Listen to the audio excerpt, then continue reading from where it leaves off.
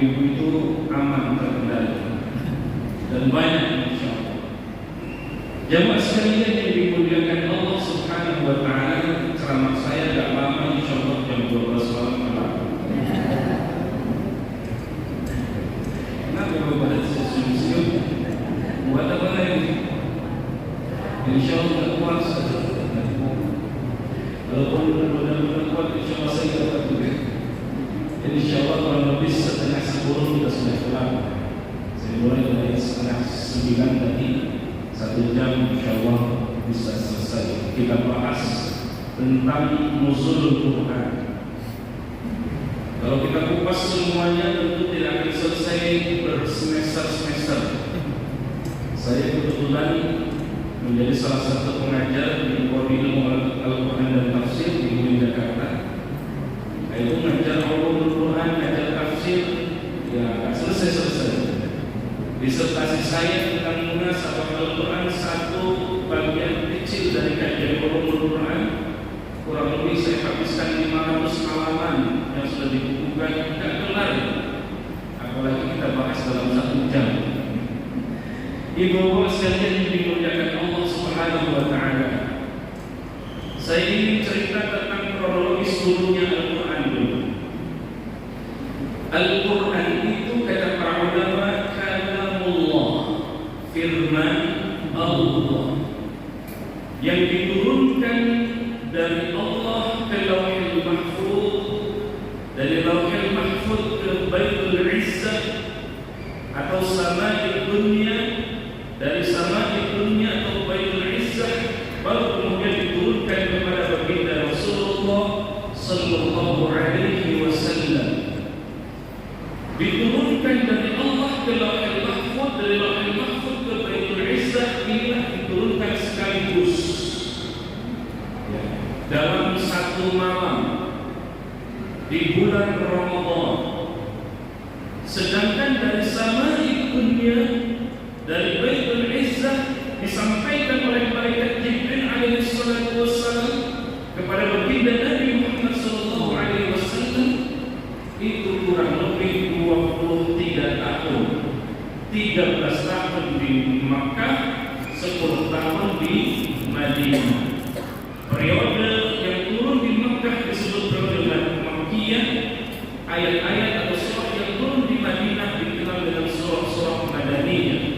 Atau kata para ulama Al-Quran, ayat yang turun sebelum Nabi hijrah inilah ayat-ayat Makkiyah, dan ayat yang turun pasca hijrahnya Rasul inilah yang dikenal dengan surah-surah atau ayat-ayat Madaniyah. Karena ada yang turun di Mekah, Nabi sudah hijrah. Meskipun turun di Mekah, maka ayat ini disebut ayat Madaniyah. Kenapa? Karena turunnya setelah Rasulullah hijrah. Ibu bapak sekalian yang dimuliakan Allah Subhanahu wa taala. Jadi MC kita berdoa dan kita semua berdoa kepada Allah, mudah-mudahan kita dapat Lailatul Qadar insyaallah. Kenapa Lailatul Qadar itu penting? Apa kaitannya dengan Al-Qur'anul Karim? Kata para ulama begini, bapak sekalian dimuliakan Allah Subhanahu wa taala. Lailatul Qadar itu malam turunnya Al-Quran yang diyakini oleh para ulama tanggal 17 Ramadan yang sekaligus itu. Maka ada yang berpendapat, kata ulama, Lailatul Qadar itu sudah tidak ada lagi. Kenapa? Karena sudah turun di malam Lailatul Qadar itu, maka Lailatul Qadar sudah tidak ada kesempatan lagi. Kata ulama yang lain, tidak. Selama masih turunnya Al-Quran 23 tahun itu, maka Lailatul Qadar masih turun setiap di bulan Ramadan. Ada lagi pendapat yang dan didukung dengan hadis Rasulullah, tidak. Lailatul Qadar itu dari turunnya Al-Quran sampai akhir dari kehidupan ini, sampai akhir dari hari kiamat, maka Lailatul Qadar itu masih ada. Kita ambil pendapat yang mayoritas yang terakhir ini. Jadi jangan khawatir, insyaallah Lailatul Qadar masih ada. Ibu bapak sekalian yang dimuliakan Allah Subhanahu wa taala,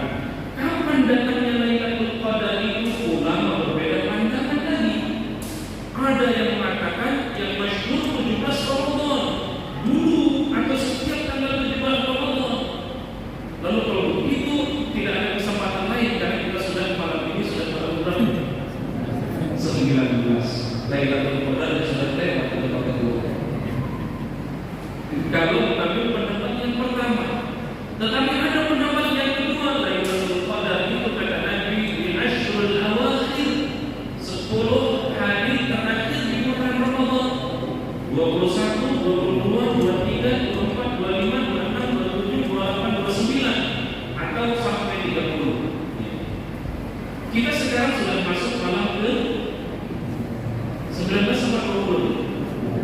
19. Ada yang 20? Nggak apa-apa, 20-nya sah. Tenang aja. Ada yang ruqyatul hilal, ada yang hisab, metode hisab. Silakan saja sesuai dengan keyakinan kita. Nabi memakai dua metode ini. Ibu bapak sekalian yang dimuliakan Allah, ada yang lebih spesifik lagi didukung oleh hadis Rasulullah SAW. Lailatul Qadar itu bukan hanya di tanggal 17, bukan hanya di Ashrul Awakhir, di 10 Ramadan terakhir, tetapi ada yang lebih spesifik lagi di hari-hari ganjil 21, 23, 25, 27, 29. Masih ada kesempatan lagi. Mudah-mudahan kita umurnya panjang, insya Allah. Ada lagi yang lebih spesifik, kata ulama, tidak hanya di tanggal ganjil, tetapi lebih spesifik di tanggal 27 Ramadan. Disitulah kesempatan besar dapat Lailatul Qadar. Ada lagi pendapat yang agak longgar. Lailatul Qadar itu dari awal Ramadan sampai akhir dari Ramadan ada kesempatan kita untuk mendapatkan Lailatul Qadar. Masya Allah. Ibu sekalian yang dimuliakan Allah Subhanahu wa Ta'ala. Lailatul Qadar itu kata Allah dalam Al-Quran surah Al-Qadar, A'udzu billahi minasy syaithanir rajim. Sepi amat. Lagi pada puasa. Bismillahirrahmanirrahim. Inna anzalnahu fi lailatul qadr wa ma adraka ma lailatul qadr. Lailatul qadri khairun min alfi syahr. Ibu sekalian yang dimuliakan Allah Subhanahu wa Ta'ala, begitu hebat malam itu yang kata Al-Quran dijelaskan Lailatul Qadar khairun min alfi syahr. Lailatul Qadar itu lebih baik daripada malam 1000 bulan yang nilainya kurang lebih 83 tahun. Ada bunda-bunda di sini yang usianya 80 tahun? Gak ada. Dalam penglihatan saya ini 17 tahun ke atas semua. Ke atasnya banyak. Ini ternyata anak-anak muda ini apa namanya, generasi milenial kolonial. Ibu bapak sekalian yang dimuliakan Allah Subhanahu wa Ta'ala, malam itu kata Allah lebih baik daripada 1000 bulan yang nilainya 83 tahun. Kenapa umat Rasulullah SAW ada malam yang lebih hebat daripada 1000 bulan? Karena umat terdahulu itu usianya panjang-panjang, bunda. Usia Nabiullah Adam itu panjang, ratusan tahun. Usia Nabiullah Nuh yang disebutkan di dalam Al-Quran, kata Al-Quran usianya Nabi Nuh itu 1000 tahun dikurangi 50 tahun. Jadi berapa? Berapa? 950 tahun, 9 abad setengah. Masya Allah. Ada yang mau benar? Kalau mau saya doakan. Kalau jangan sekarang yang panjang-panjang. 60 enggak juga saja. 70 kalau bisa boleh nambah. Masya Allah, panjang-panjang. Nabiullah Adam itu dijelaskan oleh riwayat panjangnya 27 hasta. Satu hasta segini. Kira-kira kalau 27 hasta itu lebih dari 10 meter. Mungkin 15 meter. Dari ujung ke ujung berapa meter? Dari ujung kanan ke ujung kiri ada 20 meter. Kira-kira ya. Kira-kira ya. Nah 27 hasta kira-kira ya 15 atau 20 meter. Jadi kalau buat masjidnya harus tinggi. Buat podiumnya nggak bisa begini, cuma kakinya lo masuk. Masya Allah. Maka bunda-bundaku yang salehah, kalau itu sekalian dari dimuliakan Allah, kalau kita berangkat haji, berangkat umroh, bunda biasanya kalau umroh atau haji mampir ke Jeddah kan? Mampir ke Jeddah kan? Mampir ya? Ngapain? Belanja. Habisin real. Dan di Jeddah itu namanya Jeddah itu namanya kakek ya, nenek moyang Jeddah. Nah di Jeddah itu ada makbah hawa. Ya, nanti kalau di Jeddah bilang konsultannya boleh nggak sekalian mampir ke makamnya, kuburannya Siti Hawa, istrinya dari Nabiullah Adam alaihissalam. Itu panjangnya kurang lebih 15 meter. Masya Allah. Dapat kaya, datang sendiri. Panjang. Nah usianya Nabiullah Nuh panjang luar biasa sampai 950 tahun atau kurang lebih 950 tahun, 9 abad setengah. Masya Allah luar biasa. Nah maka ada di zaman Bani Israel itu sekali dimuliakan Allah, ada orang yang berjihad sampai 1000 bulan. Satu riwayat mengatakan 1000 bulan dia jihad terus. Maka inilah ketika diceritakan kepada umat Rasulullah, para sahabat itu iri. Ya Rasul, kalau ada dulu Bani Israel yang berjihad sampai 1000 bulan, kenapa umat kita tidak diberikan kesempatan yang panjang juga? Maka atas dasar itulah ada riwayat yang mengatakan bahwa turunnya surah Al-Qadar karena Rasul ditanya soal ini, atau menjawab dari pertanyaan para sahabat tentang usianya yang umat terdahulu yang panjang-panjang, dari Nabiullah Adam sampai Nabiullah Isa alaihissalam, dari usia yang panjang menyusut sampai kata Nabi baina sitti wa sab'in, antara 60 sampai 70 tahun. Kalau hari ini usia kita 69 tahun, ya sudah bisa ditebak gitu. Kira-kira usia Nabi itu 63 tahun dalam hitungan Hijriah. Kalau hitungan Masehi, kita biasanya ulang tahunnya Masehi atau Hijriah. Masehi, budaya langsung jawab Masehi. Kalau usia Masehi, Rasul itu tidak sampai 63 tahun. Usianya hanya 60 tahun saja. Kalau yang sekarang sudah 59 tahun, Ibu-bapak sekalian yang dimuliakan Allah Subhanahu wa taala, maka turunnya Lailatul Qadar itu memberikan apresiasi kepada umat Rasulullah sallallahu alaihi wasallam yang usianya tidak terlalu panjang, tetapi ada satu amalan yang amalan itu lebih hebat daripada 1000 bulan. Alasannya apa? Begini, kalau kita membaca karya-karya tafsir, baru kita akan temukan itu kenapa harus ada Lailatul Qadar. Kenapa malam itu malam mulia? Kenapa malam itu istimewa?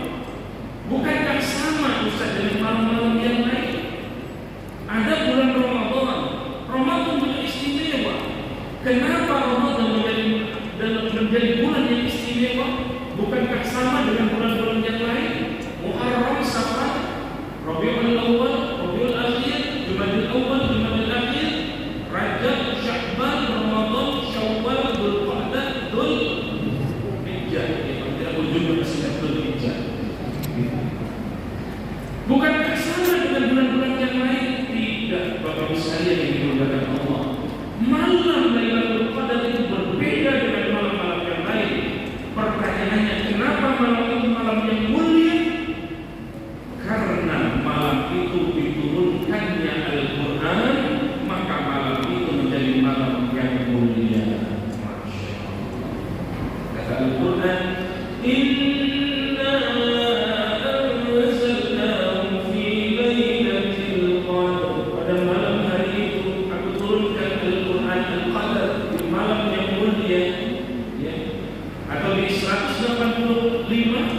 Di surah Al-Baqarah kata Allah, "Syahrul Ramadan alladzi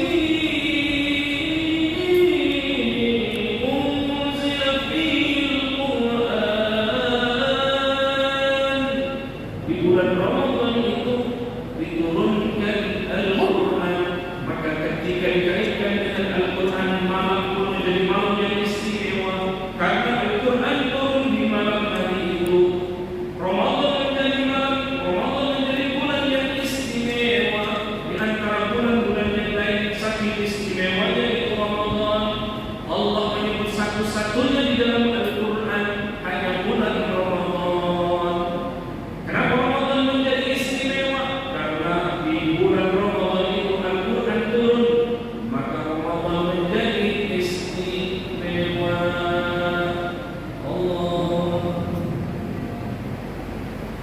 Ibu sekalian yang dimuliakan Allah Subhanahu wa taala. Kita mau istimewa, kita memuliakan Ramadan, maka Allah akan memuliakan kita. Ramadan akan memuliakan kita. Kita muliakan dengan puasa. Turunnya ayat 183 itu ketika Rasulullah SAW sedang di Madinah di masa hijrahnya Rasulullah di tahun kedua. Dulu Rasulullah SAW masih menjalankan puasanya seperti puasa syariat umat terdahulu. Bani Israel di Madinah misalnya, untuk sekali memuliakan Allah Subhanahu wa taala, setiap di Asyura, di 10 Asyura mereka puasa. Ketika Nabi bertanya, "Ya wahai Bani Israel, kenapa engkau berpuasa?" Karena hari inilah Nabi kami, Nabi Musa, kata mereka, diselamatkan oleh Allah dari kejaran Fir'aun, maka kami menghormati itu, maka kami puasa di 10 Asyura. Maka Nabi pun ikut seperti umat-umat terdahulu. Oh, kalau begitu Nabi Musa juga adalah Nabi kami, maka kami akan juga berpuasa seperti engkau berpuasa. Bahkan kami lebih berhak daripada Bani Israel, kata Nabi Muhammad. Tetapi ini menjadi olok-olokan Bapak sekalian yang dimuliakan Allah, seolah-olah Nabi Muhammad SAW belum punya syariat tersendiri tentang puasa. Maka begitu ayat 183 turun, umat Islam Rasulullah semuanya bergembira menyambut puasa Ramadan. Di setiap Ramadan Rasulullah SAW berpuasa dan umatnya sampai hari ini. Begitupun ketika Rasulullah SAW diolok-olok karena sebelum kita menghadap ke arah kiblat, sholatnya Rasulullah itu belum menghadap ke Baitul Maqdis. Di mana Baitul Maqdis? Di Palestina. Jadi sebelum adanya ayat "Fawalli wajhaka syatrul masjidil haram", Rasul itu menghadapnya bukan ke Baitullah, tetapi ke Baitul Maqdis, ke selatan, bukan ke barat. Maka ini juga menjadi olok-olokan orang-orang terdahulu, umat-umat terdahulu. Ya Muhammad, engkau tidak punya pendirian, masih ikut seperti agama kami. Maka ketika Rasulullah SAW sholat zuhur, ketika itu 2 rakaat masih menghadap Baitul Maqdis, lalu di rakaat ke-3 turun ayat langsung Rasul menghadap ke kiblat, ayatnya "Fawalli wajhaka syatrul masjidil haram", hadapkanlah wajahmu ke Masjidil Haram. Maka kalau kita ke Mekah haji atau umrah, kita mampir ke masjid namanya Masjid Qiblatain, 2 kiblat. Karena dulu Rasulullah SAW mempraktekkan 2 rakaat salat zuhurnya ke Baitul Maqdis, 2 rakaat berikutnya ke Masjidil Haram. Maka dalam rangka napak tilas Rasulullah itu dibangunlah masjid namanya Masjid Qiblatain. Ibu bapak sekalian yang dimuliakan Allah Subhanahu wa taala, semua yang terkait dengan Al-Quran pasti mulia. Malam itu menjadi malam istimewa karena Al-Quran turun di dalamnya, maka malam itu menjadi istimewa dikenal dengan malam Lailatul Qadar. Ramadan menjadi istimewa karena di dalamnya diturunkan Al-Quran. Ingat kita juga Makkah Madinah tempat turunnya Al-Quran. Al-Quran. Dulu Masya Allah Bapak sekalian, Makkah itu kering, kerontang, gak ada yang mau tempat tinggal di situ karena panas, padang pasir. Tetapi karena Al-Quran turun di Makkah, Al-Quran turun di Madinah, maka tempat itu kita kenal dengan Haramain, dua kota suci. Masya Allah. Yang sholat di Masjidil Haram itu kata Nabi, satu rakaat di Masjidil Haram sama seperti kita menjalankan sholat 1000 rakaat, 100.000 rakaat di tempat yang lain. Di Masjidil Haram satu rakaat saja tapi bernilai tinggi, bermutu tinggi. Kenapa? Karena Al-Quran memuliakan tempat itu. Masya Allah. Di Madinah kita sholat satu rakaat kata Nabi, maka sama seperti sholat di tempat yang lain 1000 rakaat. Ya Allah, satu rakaatnya saja 1000 rakaat, pahalanya seperti sholat di tempat yang lain. Masya Allah. Makkah Madinah mulia karena kemuliaan Al-Quranul Karim, terangkat oleh Al-Quran. Kalau keluarga kita mau mulia, pribadi kita mau mulia, suami mau mulia, istri mau mulia di hadapan suami, suami mulia ingin dimuliakan di hadapan istri, anak-anak ingin dimuliakan di hadapan orang tuanya, bawahan ke atasan ingin dimuliakan oleh atasannya, maka muliakan Al-Quran, maka Allah pasti memuliakan kita. Kuncinya di sini satu poin. Dan semua yang terkait dengan Al-Quran, maka semua Allah pasti memuliakan.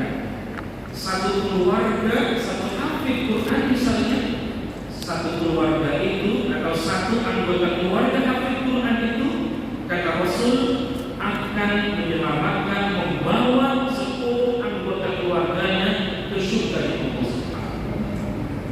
Masya Allah. Nanti cek di kitab Al-Isqal fi Ulumul Quran di bab Fadhailul Quran. Ya Allah. Satu kompleks ada hafid Quran, maka akan memberikan keberkahan buat yang lain. Subhanallah. Jadi kehebatan kedahsyatan Al-Quran sampai kata Nabi, Ahlul Quran ay ahlullah. Ahli Quran itu adalah keluarganya Allah Subhanahu wa ta'ala.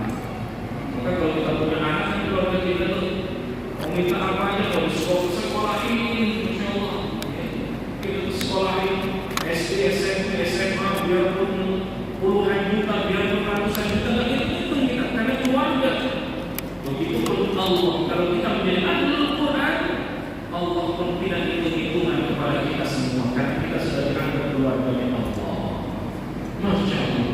Maka itu juga bagus sekali yang dimuliakan Allah Subhanahu wa ta'ala.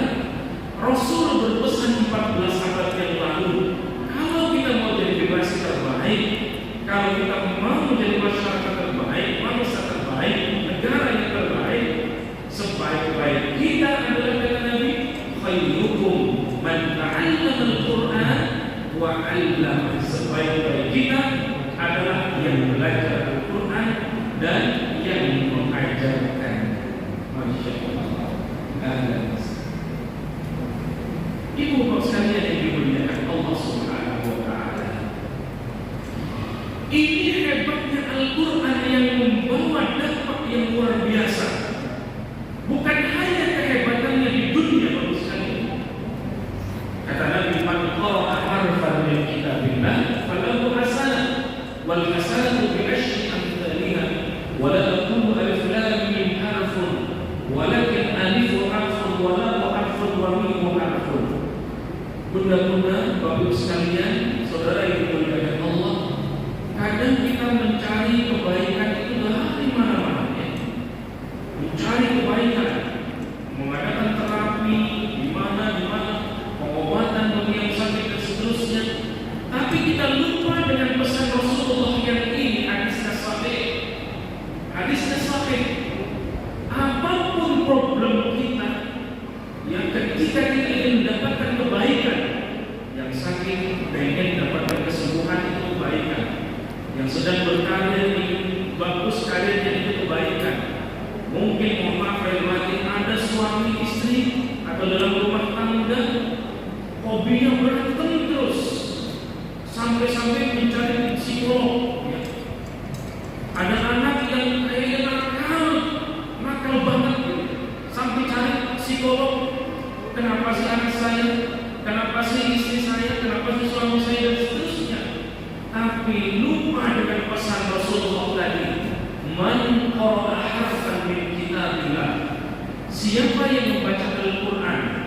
Di sini Rasul mengatakan qara'a, membaca, bukan menjadi hafid Quran, menjadi ahli Al-Quran, bukan menjadi mufassir Al-Quran, tetapi sekedar qara'a, membaca saja.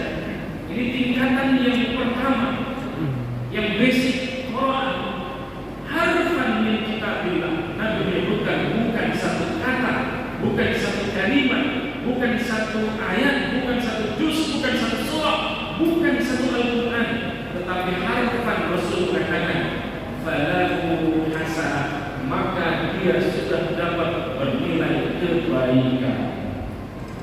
Dan kebaikannya kata Nabi, wal hasanatu bi asyri amsalihha. Kebaikannya bukan satu, tetapi kebaikannya adalah 10 kali lipat kebaikan dari Allah Subhanahu wa taala.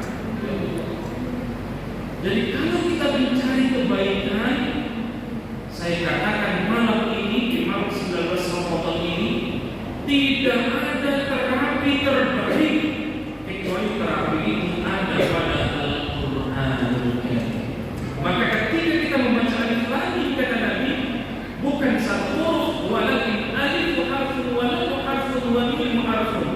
Alifnya satu huruf, lamnya satu huruf, mimnya satu huruf, masing-masing huruf bernilai 10 kebaikan. Hanya membaca alif lam mim saja sudah mendapatkan 30 kebaikan dari Allah. Masya Allah.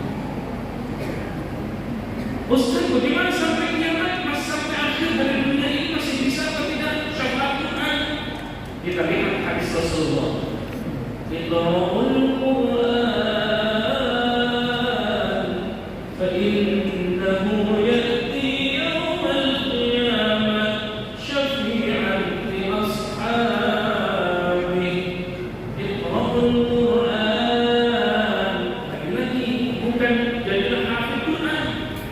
Lagi-lagi bukan menjadi mufassir Al-Quran.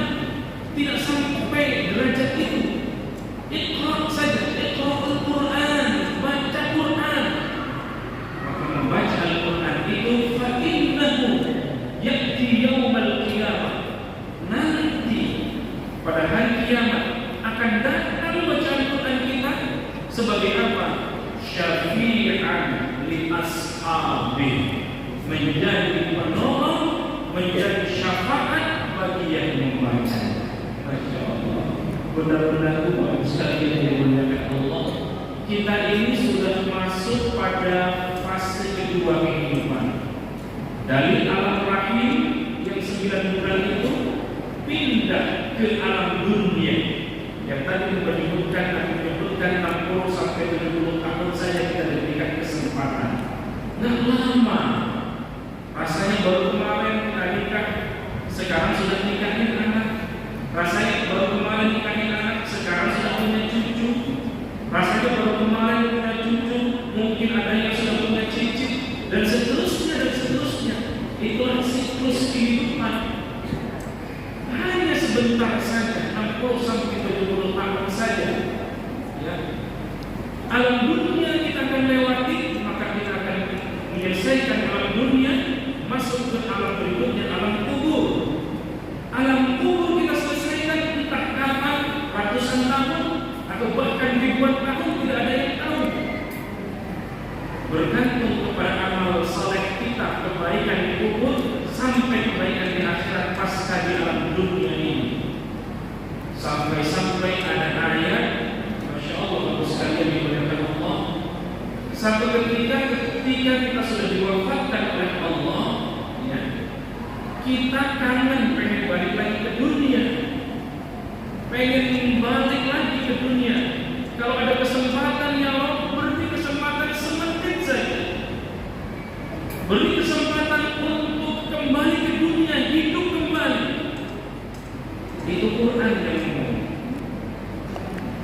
ngomong. Quran berbicara kepada kita, memberikan pelajaran. Ketika kita sudah selesai alam dunia ini, di alam kubur kita minta kepada Allah beri kesempatan untuk kembali ke dunia. Untuk apa? Untuk berbuat baik. Fatasaddaq, akan memberikan sedekah, memberikan kebaikan-kebaikan. Tapi sayangnya kita sudah masuk ke alam berikutnya. Alam kubur sudah tidak bisa lagi balik ke alam dunia. Setelah alam kubur, alam berikutnya adalah selesai kehidupan ini, masuk kita ke alam akhirat, lalu kemudian kita dikumpulkan, dibangkitkan oleh Allah di padang mahsyar, dikumpulkan di satu tempat. Masya Allah, pada mahsyar itu Al-Quran menjelaskan matahari jaraknya dengan kita hanya sejengkal. Kira-kira belum atau panas? Ya Allah. Ya, sampai kata Al-Quran menjelaskan kepada kita, oh, keringat kita itu sampai hampir menenggelamkan kita. Saking derasnya keringat kita. Maka disitulah nanti ada pertolongan dari bacaan Quran kita menjadi syafaat. Selain syafaat dari Rasulullah SAW, semua umat berbondong-bondong meminta syafaat. Dari Nabiullah Adam alaihissalam minta syafaat kepada Nabiullah Adam. Jangan minta kepada aku saja dulu pernah melakukan dosa sehingga dikeluarkan dari surga yang Allah ke dunia ini. Sampai ke Nabiullah Nuh, minta lagi syafaat kepada Nabiullah Nuh. Jangankan aku memberikan syafaat, dulu anakku saja tidak menurut agama Islam, tidak berakidah seperti apa yang aku yakini. Beda akidahnya dengan anaknya. Jadi bisa jadi bapaknya Nabi, anaknya belum tentu menjadi Nabi. Bapaknya saleh, belum tentu anaknya saleh. Ada anaknya saleh, bapaknya belum tentu juga saleh. Nabiullah Ibrahim alaihissalam, Nabi Ibrahim Abu al-Millah, Masya Allah. Tetapi bapaknya bukan buat patung yang disembah oleh kaum Nabi Ibrahim. Minta kepada Allah Ibrahim begitu juga sampai kepada Rasulullah SAW. Rasul memberikan syafaatul uzma buat kita semua, khusus umat Rasulullah SAW. Maka Rasul suatu ketika kangen bersama kita, menangis Rasulullah, kangen. Kata Rasul, kita ini termasuk orang-orang yang berbahagia. Kenapa berbahagia? Aku ini kangen, kata Rasulullah SAW kepada umatku, kepada saudara-saudaraku. Lalu para sahabat bertanya kepada Rasul, bukankah kami ini adalah sahabat-sahabatmu ya Rasul? Kata Nabi kepada para sahabatnya, engkau bukan saudara-saudaraku, tapi engkau adalah sahabat-sahabatku. Lalu para sahabat bertanya, ya Rasul, siapakah saudara-saudaramu itu? Saudara-saudaraku, kata Rasul, dia tidak pernah menatap Nabi, tidak bertemu denganku, kata Rasul, tidak pernah berjumpa denganku, tetapi masih mengingatku dan bersolawat kepadaku dan masih beribadah kepada Allah Subhanahu wa Ta'ala. Itulah saudara-saudaraku. Aku rindu kepada saudara-saudaraku, kata Rasul. Masya Allah, kita ini rupanya dirindukan oleh Rasulullah SAW. Tidak pernah menatap Nabi, tidak pernah berjumpa dengan Nabi, bahkan tidak pernah muncul dalam mimpi kita. Tapi Nabi tetap menganggap kita adalah saudara-saudara Rasul dan kami adalah Rasulullah SAW. Ya Nabi, salam alaika. Ya Rasul, salam alaika. Ya Habib, salam alaika.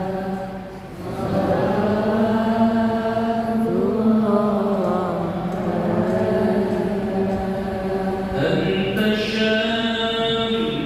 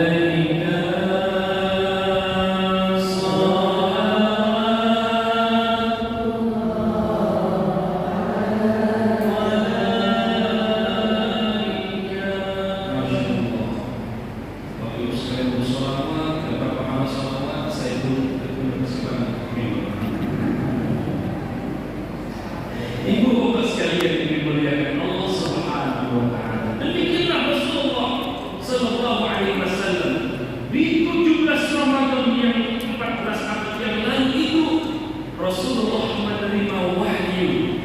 Tadi ada urutan turunnya Al-Quran dari Allah ke Lauhul Mahfuz, Lauhul Mahfuz ke Baitul Izzah atau Samai Dunia, baru kemudian kepada Rasulullah sallallahu alaihi wasallam.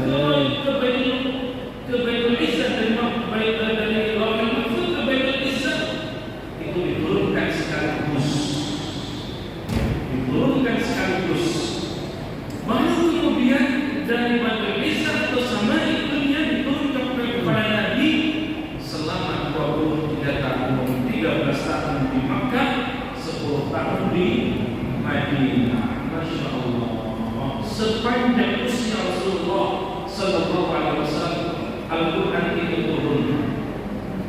Ada kalanya keterangan Al-Quran, para ulama Al-Quran, ada kalanya melalui takbir mimpi turun ayat masuk ke Rasulullah disampaikan kepada para sahabatnya.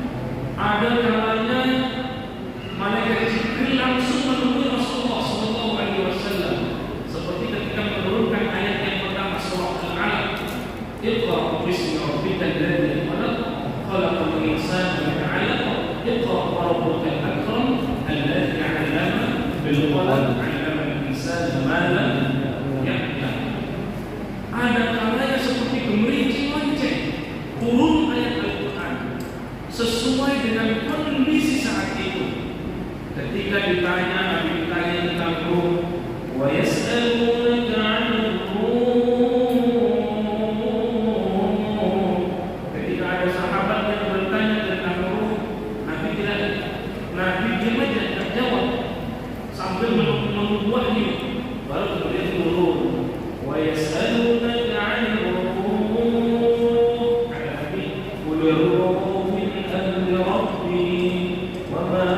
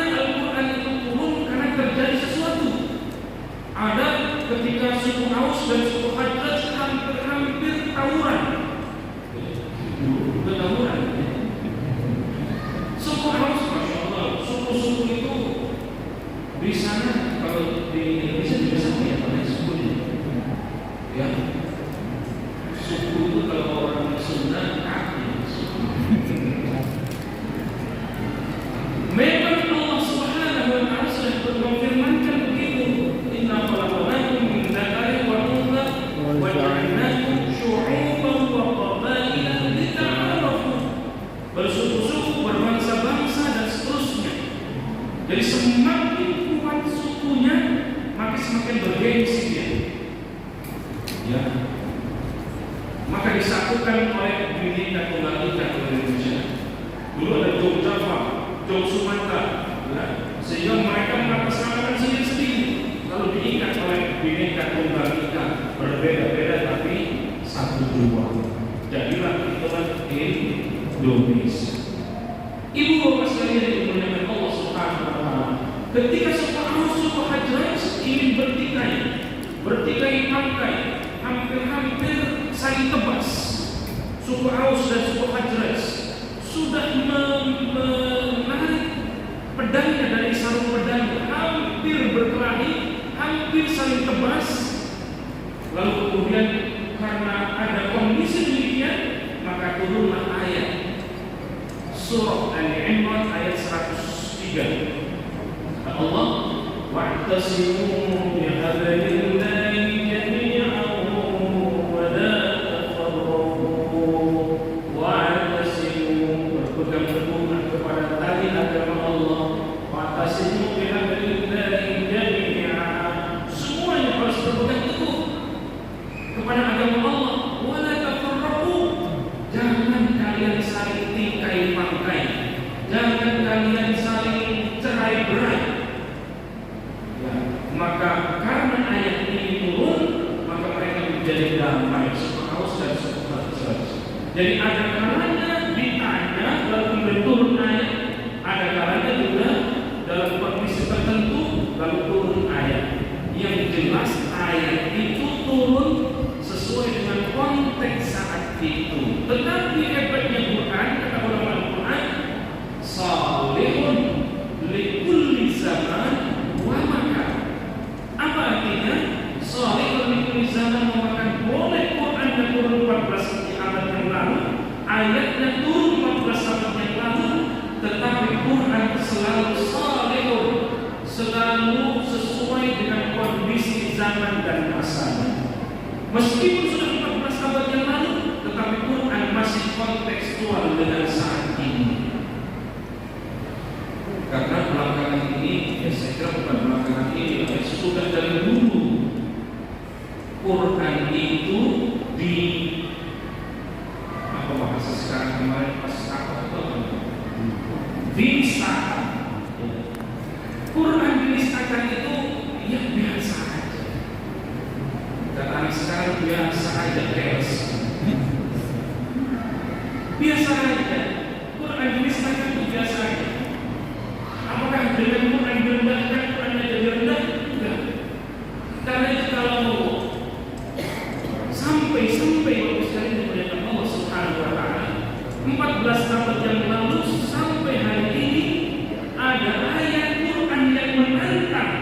Kalau ada yang meragukan Al-Quran, kalau ada yang menistakan Al-Quran, silakan buat tandingan, kata Allah. Yang ngomong bukan Rasulullah tapi Allah. Silakan cek di dalam surah Al-Isra. Kata Allah, a'udzubillahi minasyaitonir rajim.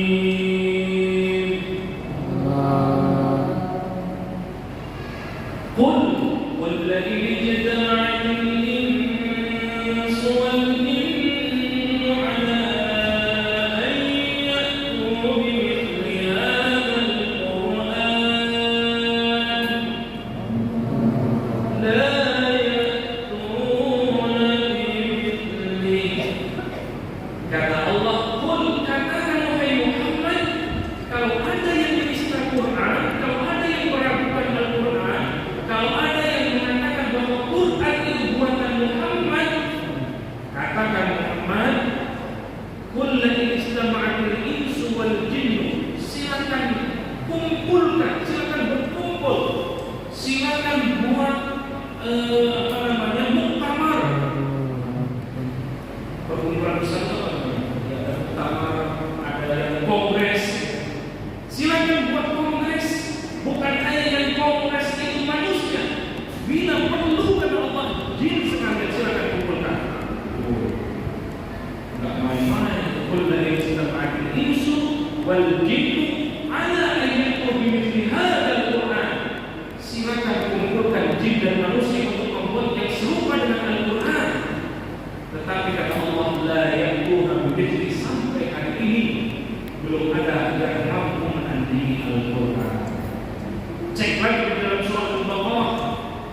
Wa in kuntum fi raybin mimma nazzalna 'ala 'abdina fa'tu bi suratin min mithlihi wad'u shuhada'akum min dunillahi in kuntum shadiqin. Fa'tu bi suratin min mithlihi. Kalau ada yang meragukan Al-Quran, enggak usah datangkan, enggak usah buat yang serupa dengan Quran, tapi silakan buat satu surah saja. Fa'tu bi suratin min mithlihi. Silakan datangkan satu surah yang sama dengan Al-Quran. Sampai hari ini tidak ada yang sanggup dan tidak ada yang mampu membuat tandingan seperti Al-Quran. Ini menegaskan bahwa inna nahnu nazzalna dzikra wa inna lahu lahafidun. Sesungguhnya kami yang menurunkan Al-Quran dan kami yang menjaga Al-Quran. Masya Allah, ibu bapak sekalian yang dimuliakan Allah Subhanahu wa Ta'ala.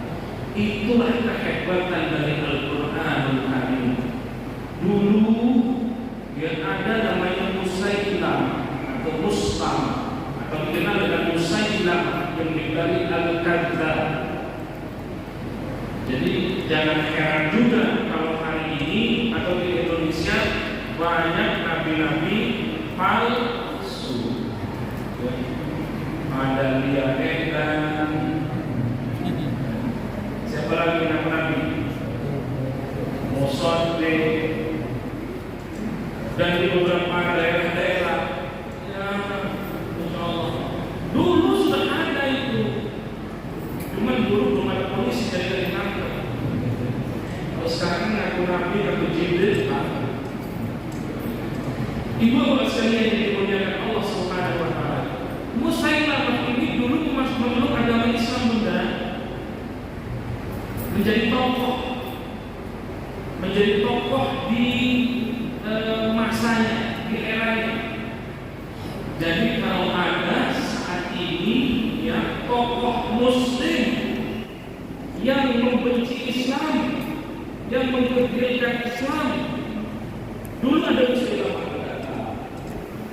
Setawa kaitan itu bisa dikatakan itu namanya masa itu, tapi bisa disogok.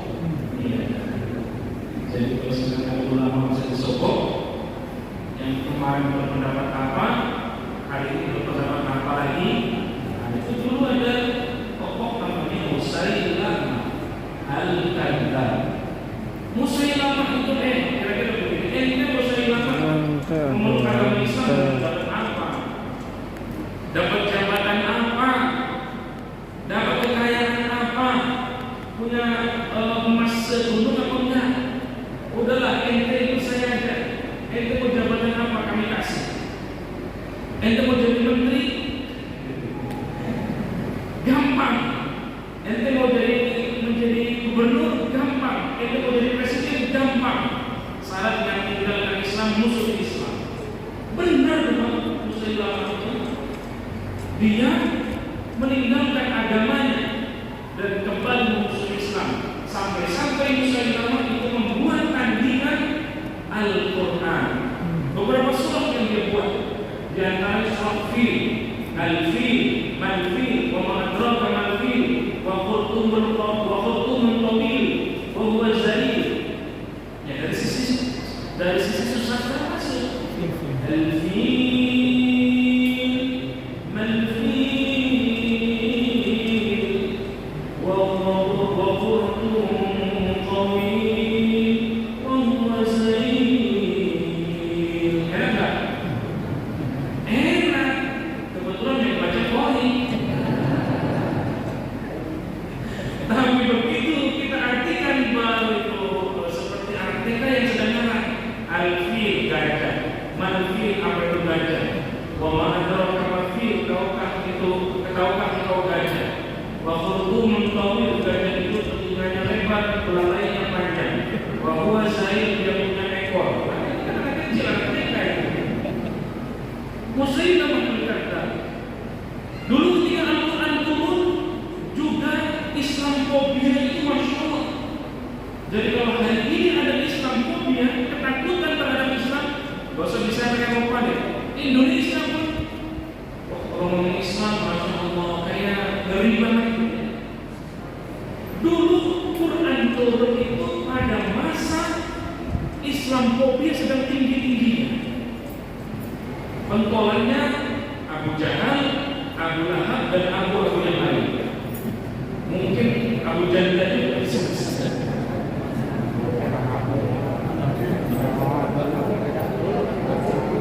Cina ada Abu Bakar.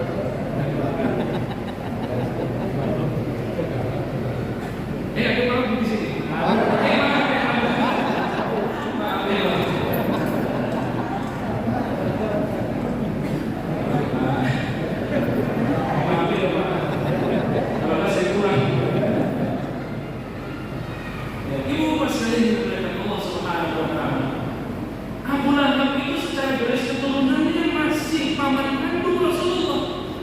Sama seperti Sayyidina Hamzah.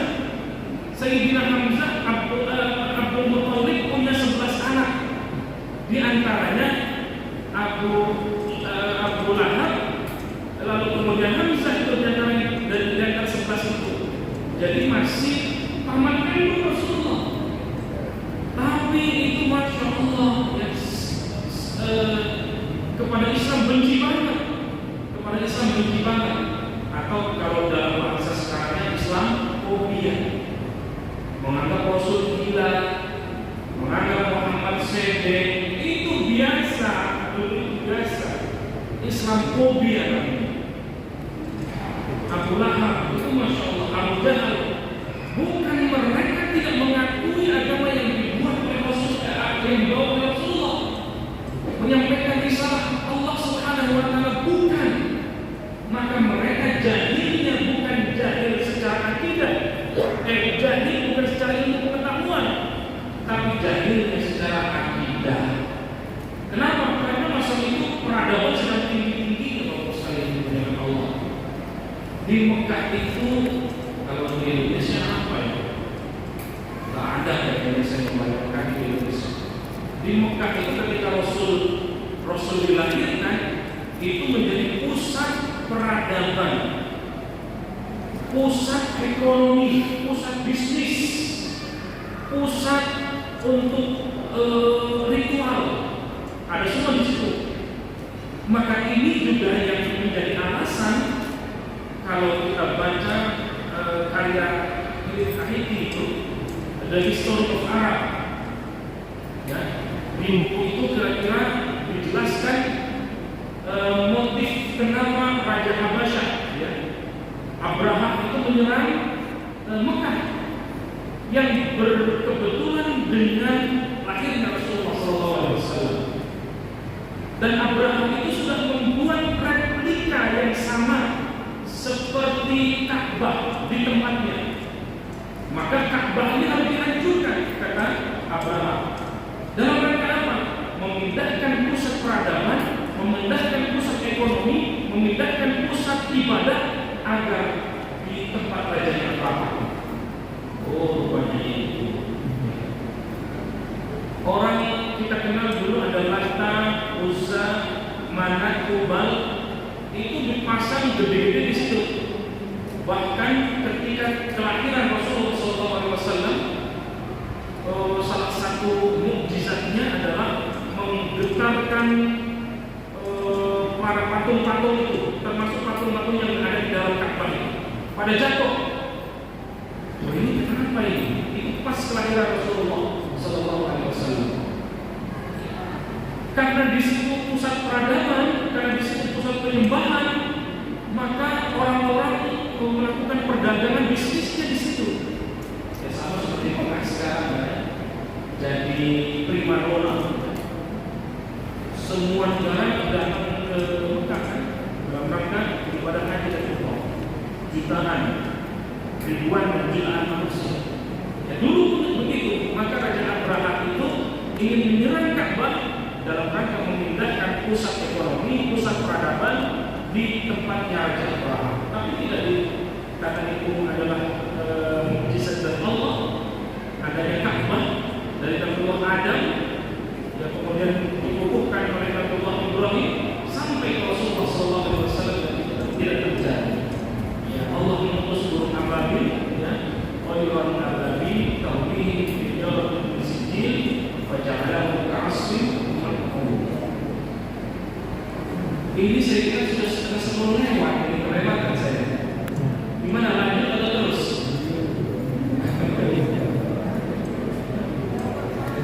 Ya, 1-2 menit ke depan insya Allah selesai. Rasanya kalau kita ngomong kajian Quran, ya 1 hari pun tidak habis-habis. Tadi di awal saya cerita, saya menulis 1 kajian Ulumul Quran, Munasabah Quran. Munasabah itu keterkaitan ayat dengan ayat, kata dengan kata, kata dengan kalimat, ayat dengan surah, surah dengan surah. Ya, kenapa setelah Bismillahirrahmanirrahim Alhamdulillahirabbil alamin? Kenapa setelah Alhamdulillahirabbil alamin di situ Ar-Rahmanir-Rahim? Itu bukan tanpa maksud, ada maksud Allah menempatkan di situ. Nah, ini Bapak sekalian yang dimuliakan Allah Subhanahu wa Ta'ala. Demikianlah Rasulullah SAW. Masya Allah, begitu cintanya kepada kita. Al-Quran Al-Karim turun kepada Rasulullah SAW. Kalau tadi malam menjadi malam yang mulia, Ramadan menjadi Ramadan yang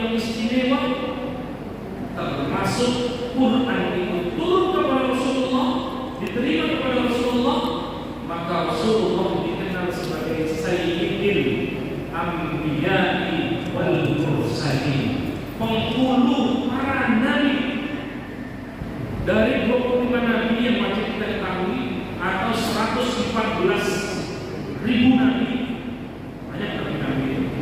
Di antara yang tidak populer, yang tidak kenal dalam dua nabi, Nabi Khidir, Nabi Sis, dan banyak lagi nabi yang lain. Dari sekian ribu nabi atau 25 nabi itu, yang menjadi pemimpin para nabi adalah Rasulullah Sallallahu Alaihi Wasallam. Kenapa hebat Rasulullah? Diakui oleh para nabi, ditunggu-tunggu oleh para nabi ketika Nabi Mi'raj.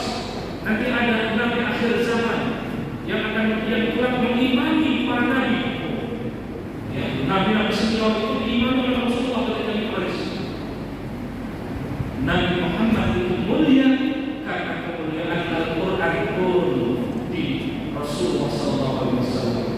Maka insya Allah siapa yang memuliakan Al-Quran, termasuk kita hadir di sini dari jam 7 tadi sampai setengah 10 lewat sedikit, atau jam 9 40 menit saat ini, insya Allah sebagai bentuk cinta kita kepada Al-Quran Al-Karim.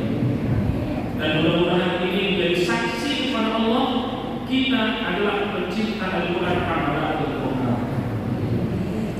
Amin ya Rabbal. Maka Ramadan ini adalah bulan Al-Quran, Syahrul Quran.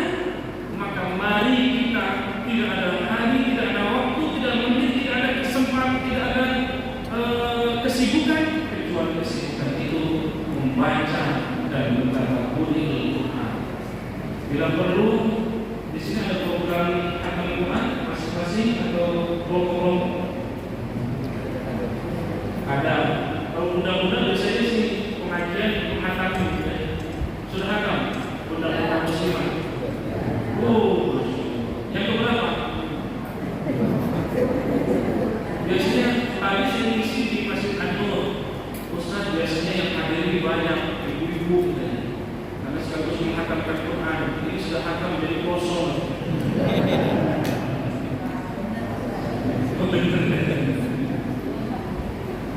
Minimal sekali Ramadan ini kita hatamkan Quran. Mudah-mudahan kita menjadi ahli Quran insyaallah. Atau seperti Imam Syafi'i menghatamkan Quran satu hari 2 kali. Jadi 30 hari itu 60 kali. Kita pun bisa insyaallah mengikuti seperti Imam Syafi'i, seperti yang disampaikan oleh Rasulullah dan ini amalannya enteng. Ya, bisa mudah kita amalkan. Setiap malam kita hatam Quran. Mau?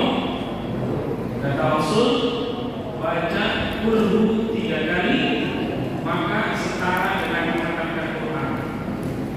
Masya Allah.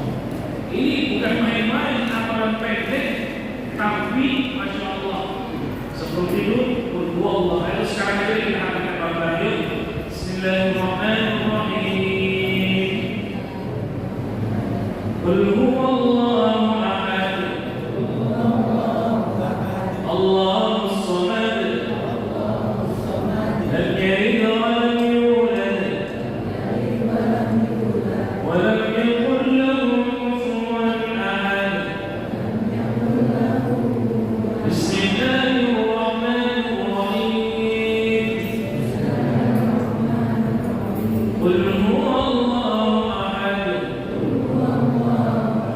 Allahus samad.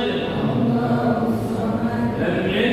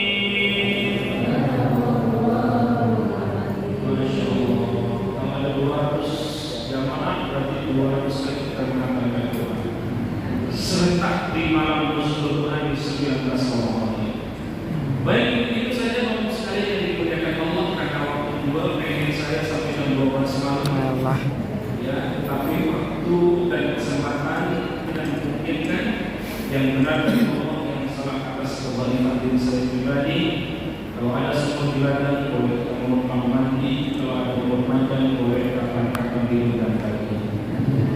Kalau ada jalan yang patah jangan disimpan dalam peti, kalau ada kata-kata yang salah please jangan lapor ke polisi. Wallahu a'lam bishawab, wallahu muwaffiq ila aqwamit thoriq. Wassalamu alaikum warahmatullahi wabarakatuh.